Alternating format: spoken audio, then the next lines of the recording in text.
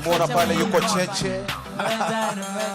Vile vile yuko President ya Football Kenya Federation Nick Mwendwa. Raha ile aje kwa Harambee Stars. Wamefuzu katika 2019 Africa Cup of Nations, which will be hosted in Egypt. Everyone wants a piece of it. Well done once again. And thank you very much.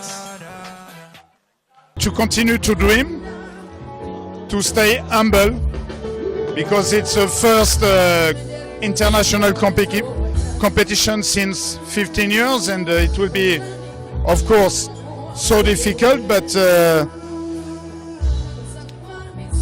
we'll try to prepare well the competition. We'll try to compete well, to give a good image for Kenya. And I'm so surprised with my players. We never know what can happen. At least the first target will be to be qualified after the first stage, and after on one game. Why not?